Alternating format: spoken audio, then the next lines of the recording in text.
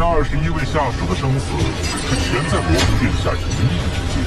死可杀我！相信你，一定会非常之好，公平。现已查明罗家内21。 Setelah menyelesaikan dua tugas pertamanya, Luo Feng bersiap menghadapi misi ketiga. Dan misi kali ini adalah yang paling mengerikan sejauh ini dalam perjalanan Luo Feng. Virtual Universe Company mengirimnya langsung ke sarang Raja Iblis Darah untuk menjalankan sebuah tugas besar. Mengadili para penjahat berdarah dingin di depan umum, termasuk sang Raja Iblis sendiri. Meski Raja Iblis Darah memiliki ratusan makhluk abadi di bawah perintahnya, ada 21 di antaranya yang telah melampaui batas. 2 makhluk abadi dan 19 Domain Lords telah melakukan kejahatan yang tak terampuni. Mereka membantai kehidupan di seluruh galaksi, menculik penduduk dalam jumlah masif, dan bahkan mengumpulkan miliaran gadis muda untuk ritual darah yang keji. Kebrutalan mereka membuat langit pun menangis. Virtual Universe Company memerintahkan agar 21 penjahat itu ditangkap dan dikurung di planet Blood Demon Star. Namun, yang membuat semua orang terkejut, tugas untuk mengadili mereka justru jatuh ke tangan Luo Feng. 6 hari kemudian, Luo Feng dan rombongannya tiba di Blood Demon Star, sebuah planet yang diselimuti kabut merah darah pekat, bagaikan luka menganga di jagat raya. Ketika pesawat hitam mereka mendarat di alun-alun Istana Iblis, mereka disambut oleh ribuan tatapan dingin dari para ahli kuat. Raja Iblis Darah mengenakan zirah merah menyala, tampak tenang namun menyimpan tekanan luar biasa. Dalam sapaan hangatnya tersimpan ujung pedang. Di satu sisi, seorang tetua beralis putih dengan tegas menekankan bahwa Luo Feng memiliki wewenang penuh atas penghakiman. Namun Raja Iblis membalas dengan tawa dingin, menguji seberapa dalam batas kesabaran dan kekuasaan sang penilai muda. Luo Feng tahu, setiap keputusan yang diambilnya akan menjadi simbol sikapnya. Jika terlalu lunak, ia akan dianggap tunduk pada kekuasaan. Jika terlalu keras, ia akan memicu permusuhan dengan makhluk abadi setingkat raja. Begitu memasuki Istana Darah, Luo Feng langsung diselimuti tekanan tak kasat mata dari ratusan makhluk abadi dan ribuan Domain Lords. Namun, setelah pernah menghadapi pasukan abadi Jiu Jian Zunje dan kemarahan Zunje Shihuo, Luo Feng tak gentar sedikit pun. Ia sadar, ini hanyalah peringatan dari Raja Iblis. Di sampingnya, Dylan berbisik melalui transmisi suara, mengingatkannya untuk bersikap hati-hati. Raja Iblis Darah lalu dengan antusias menggandeng Luo Feng, mengajak masuk ke istana. Ia memperkenalkan bangunan megah itu sebagai peninggalan kuno dari alam semesta yang jauh, diperbaiki dengan biaya lebih dari 10 juta unit hunyuan, menjadikannya lebih kuat dari kapal perang F9 sekalipun. Tetua beralis putih segera sadar, istana ini bukan hanya tempat tinggal, tapi juga benteng tak tertembus. Begitu semua masuk, Raja Iblis langsung memerintahkan 3 makhluk abadi, membawa 21 tahanan. Kejutan ini membuat Luo Feng tegang. Namun, sebelum ketegangan memuncak, Raja Iblis mengubah nada bicaranya, menyatakan kekagumannya pada guru Luo Feng, Zhenyan Wang, lalu mengundangnya menikmati jamuan makan mewah terlebih dahulu. Di ruang makan kecil nan elegan, terhidang hidangan bernilai lebih dari 10.000 unit hunyuan, seperti hati naga Beiling Long dari suku iblis dan jus es salju api. Nilainya selangit, bahkan di dunia virtual pun sulit didapat.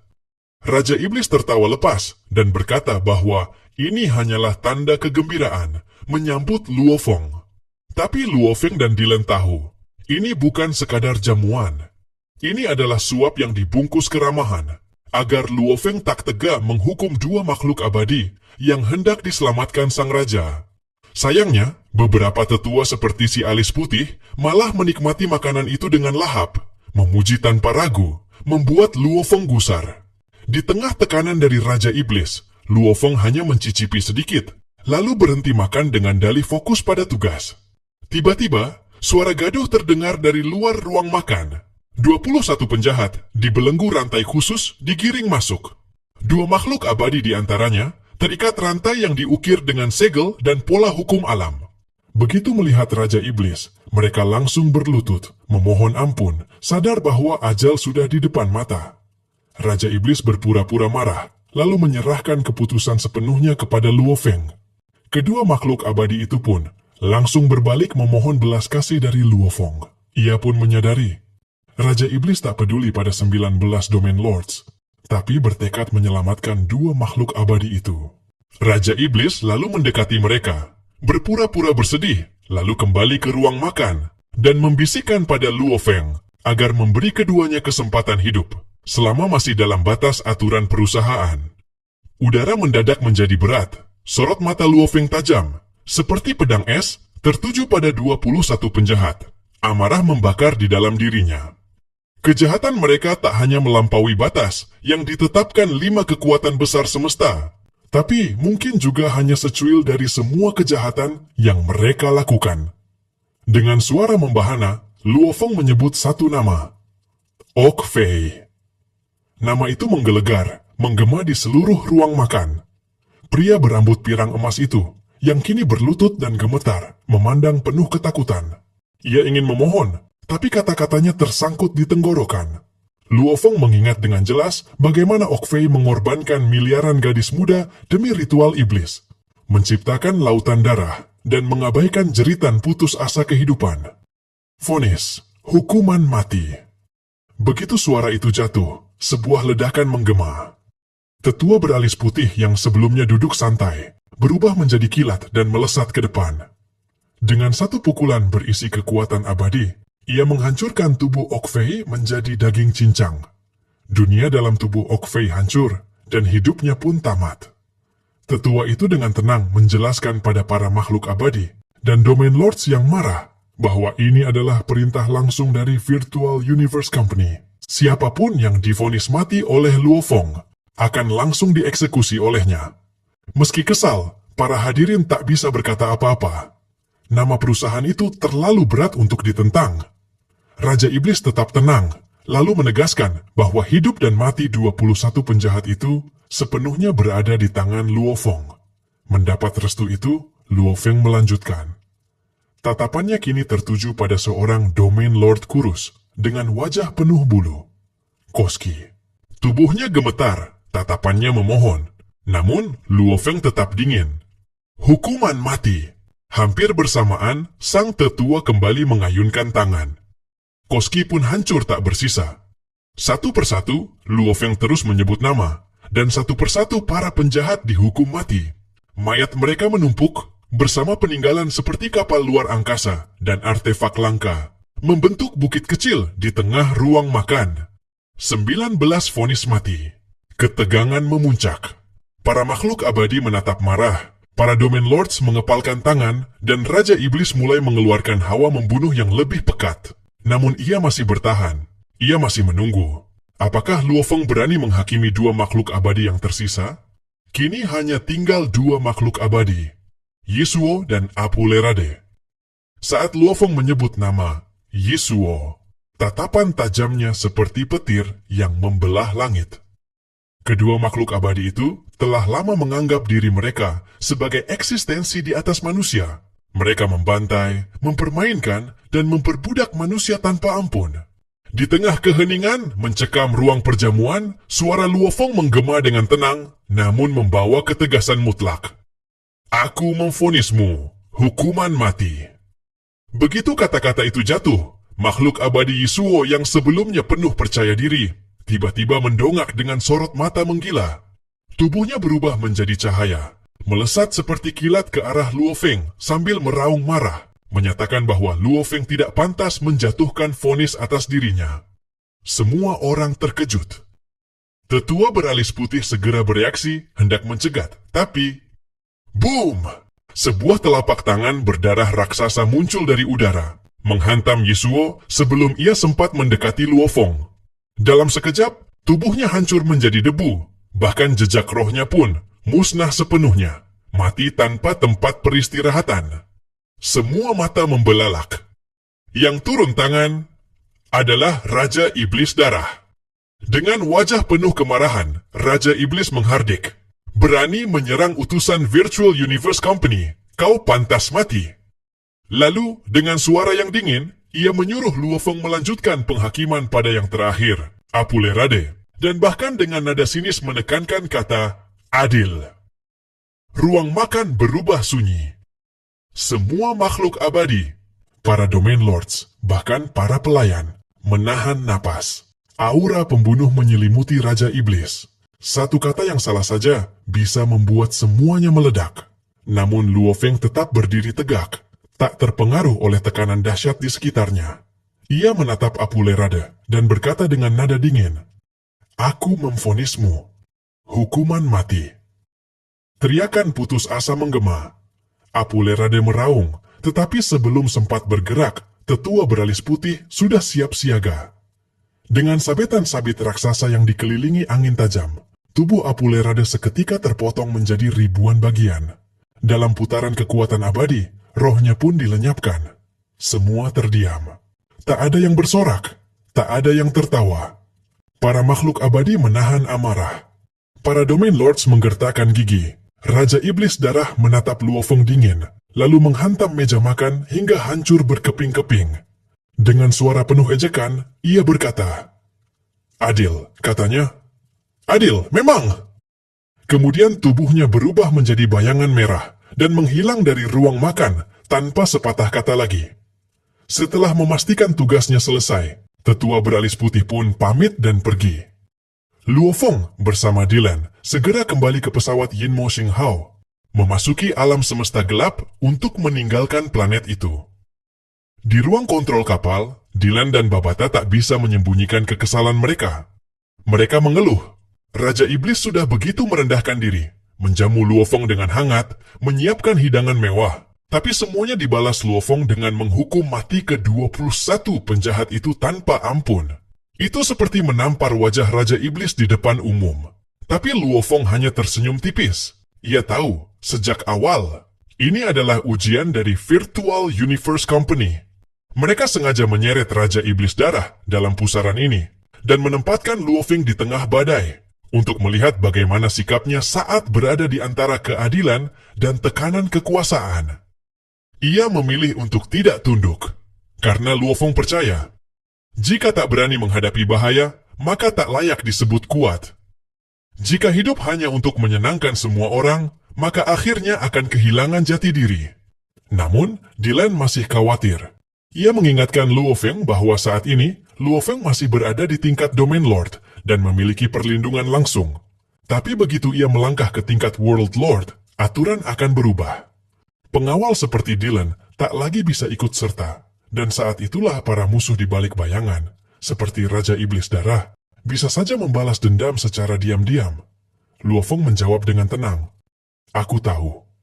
Sebenarnya, ia sudah lama menyiapkan langkah berikutnya. Saat mencapai puncak World Lord, ia akan menerima hadiah 50 juta unit hunyuan. Cukup untuk membeli banyak harta berharga. Ia telah menyusun rencana, memperkuat tubuh fisiknya melalui Penzun Tiandi. Membantu Mo Yunteng, tumbuhan roh, berevolusi ke tahap abadi. Dan yang paling penting, menciptakan kemampuan bertahan hidup sekelas kecoak abadi, makhluk yang nyaris tak bisa dibunuh. Ia ingin menjadi tidak bisa mati. Tiba-tiba, Babata mengingatkan bahwa ada pesan masuk. Luo Feng segera membuka dan terkejut melihat isinya. Tingkat keberhasilan misi ketiga, 100%. Ia menerima 300.000 poin dan akses ke misi keempat, misi terakhir dari rantai misi skor tertinggi. Luo Feng sempat merasa heran. Ia menyangka akan mendapat skor tinggi, tapi bukan sempurna. Namun, setelah membaca penilaian misi, ia paham. Virtual Universe Company mencari bawahan yang taat dan berani menjalankan misi hingga tuntas. Jika ia menyelamatkan dua makhluk abadi tadi, skornya hanya akan sekitar 80%. Tapi karena ia memilih keadilan, meski melawan tekanan kekuasaan, maka ia meraih skor sempurna. Tiba waktunya untuk membuka misi keempat. Babata mengingatkan bahwa misi ini akan berdampak besar pada poin akhir. Luo Feng membaca latar belakangnya. Karena kenaikan status keluarga Luo, jumlah anggota keluarga telah mencapai lebih dari 1 juta. Dengan begitu banyak orang, muncul oknum-oknum pengkhianat atau koruptor dalam bayangan. Tugas Luo Feng, mengadili 21 anggota keluarga Luo yang dituduh melakukan kejahatan. Vonis yang tersedia, Hukuman mati penjara. 100 tahun penjara, 10.000 tahun.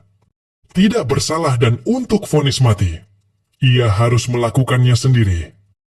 Saat membuka daftar nama, Luo Feng tertegun. Banyak di antaranya adalah anak cucunya sendiri, yang paling membuatnya guncang. Nama ayahnya, Luo Hongguo, juga tercantum. Tuduhannya, kecanduan bermain game virtual. Luo Feng mengepalkan tinjunya. Ia tahu ayahnya. Ayahnya bukan penjahat. Tuduhan itu terlalu dibuat-buat. Ia sadar, dengan kemampuan investigasi Virtual Universe Company, seharusnya mereka bisa dengan mudah mengetahui kebenarannya. Tapi mereka sengaja tidak memberikan informasi lengkap. Ini adalah ujian paling menyakitkan. Dengan wajah muram, Luo Feng menghancurkan meja di hadapannya. Babata menatapnya dalam-dalam, lalu bertanya, "Kau benar-benar akan mengadili mereka?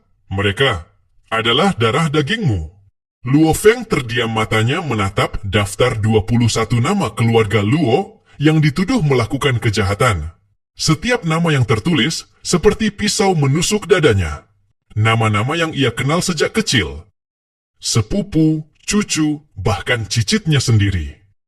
Dan yang paling menyayat, ayahnya, Luo Hongguo, berada di urutan ke-12.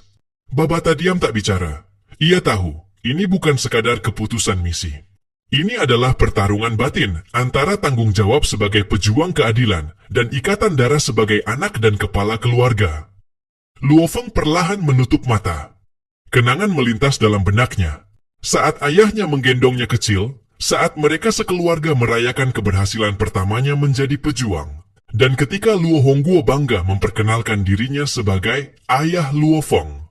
Namun kini, sang ayah disebut sebagai penghuni dunia virtual yang melalaikan tanggung jawab sosial. Dan akibat pengaruhnya, ratusan anggota keluarga terjerumus ke jalan kelam. Ini tidak masuk akal, gumam Luo Feng lirih. Ia memandang Babata. Dengan kemampuan perusahaan virtual, mereka pasti tahu kebenarannya. Tapi mereka menyembunyikannya. Babata mengangguk. Tepat. Mereka ingin melihat bagaimana kau menyikapi pengkhianatan darahmu sendiri. Ini bukan soal benar atau salah. Ini soal kesetiaanmu terhadap hukum dan tugas. Luo Feng menghela napas dalam-dalam. Ia sadar, mereka sedang mengujinya, bukan hanya sebagai pejuang, tapi sebagai pemimpin masa depan. Setelah berpikir panjang, Luo Feng mengambil keputusan. Ia akan menginterogasi satu persatu. Hari pertama penghakiman tempat pengadilan virtual didirikan di dalam kapal. 21 anggota keluarga Luo dikumpulkan di dalam ruang tahanan khusus. Luo Feng berdiri di tengah ruang sidang holografik, diapit oleh Dylan dan Babata. Wajahnya dingin, namun sorot matanya menyiratkan kesedihan yang dalam. Yang pertama dipanggil adalah salah satu cucunya, Luo Yafeng, dituduh menyalahgunakan dana yayasan keluarga untuk berjudi di dunia maya. Luo Yafeng menangis di hadapannya. Paman Luo Feng, aku tak pernah menggelapkan dana itu. Aku hanya terjebak pinjaman. Aku berniat mengembalikannya. Namun bukti yang diberikan Virtual Universe Company kuat. Transaksi, komunikasi, bahkan pengakuan diam-diam pada orang lain. Setelah 3 jam interogasi dan pertimbangan, Luo Yafeng vonis penjara 1000 tahun. Tangisan menggema di seluruh ruangan, tapi Luo Feng tetap tak bergerak. Hari ketiga, ia telah memutuskan 6 perkara. Semua dilakukan dengan ketelitian luar biasa. Ia mencari celah. Ia menantang bukti, tapi tidak ada ruang kelonggaran. Semua bukti terlalu kuat. Dan hari itu, ayahnya dipanggil. Sosok Luo Hongguo muncul lewat proyeksi. Ia tampak lebih tua, berjubah sederhana, wajahnya penuh kebingungan. Feng Er, katanya pelan. Luo Feng menahan napas. Ia mencoba bersikap netral. Yang mulia Luo Hongguo, ucapnya dengan formalitas hukum.